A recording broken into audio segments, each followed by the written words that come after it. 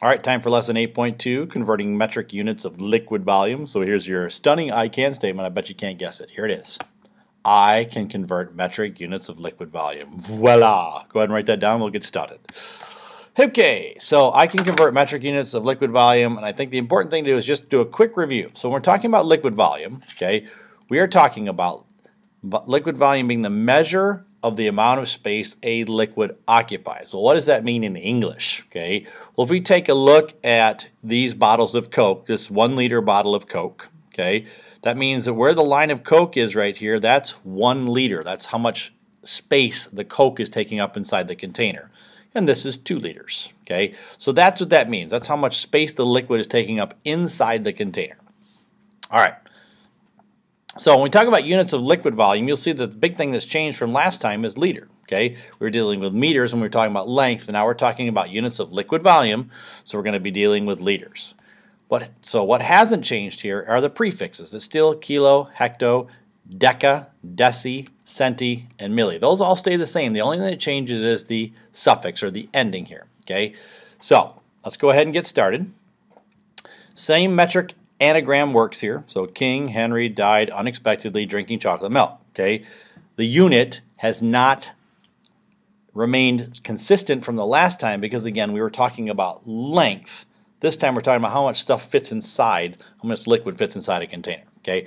But that's the only change. Everything else stays the same. All the prefixes stay the same, just the suffix changes from meter to liter.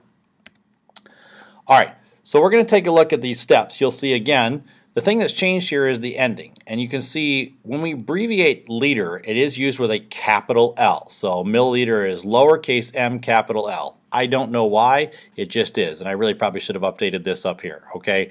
But now we're talking about liters, so you can see the ending has changed, but the prefixes have remained the same, okay?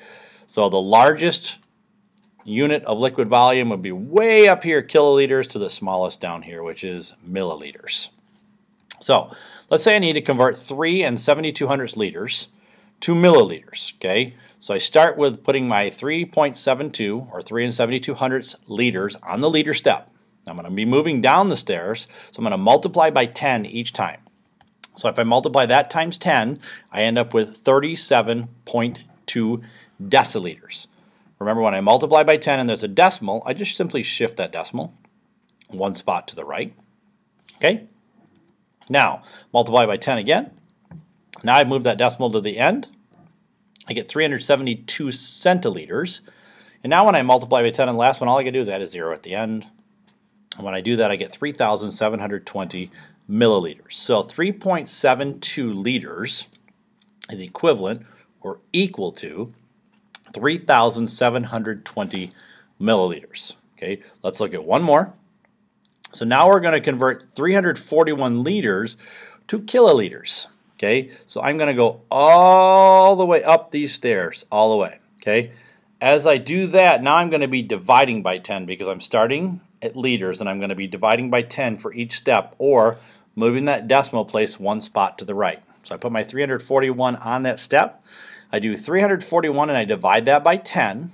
And once I divide that by 10, I shift that decimal spot to 34.1.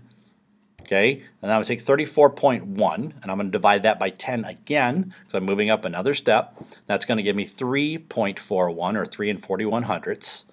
And then finally I'm going to take 3 41 hundredths, divide that by 10, and when I do that I get 341 thousandths. Okay, so each time, remember when we're talking about a whole number, we've talked about this in class, I can put a decimal at the end of any whole number. Okay, when I divide that by 10, I shift that decimal spot one spot to the left. So I move from here to here. Okay, then I moved from this spot here, so I divided up another step and I moved it and shifted it to here. And finally I shifted it to its last place as it moved up the staircase. Okay, so that's how we got there. So it's 341 thousandths in terms of kiloliters to liters. Okay, so remember, it takes a lot of liters to equal a kiloliter. All right, so we're going to move on. Like I said, they're very similar to what we did yesterday. The only difference really here that we're talking about now is what the capacity of the container is. Okay, and that's different from measuring length. So that's why we changed units. All right, so here are your practice problems for tonight. Okay, you can use the steps if needed. Remember, you already copied these in your steps from the last lesson, so The steps work the same way. You just have to remember in the end what your unit is. So copy those down and you'll go over those in class.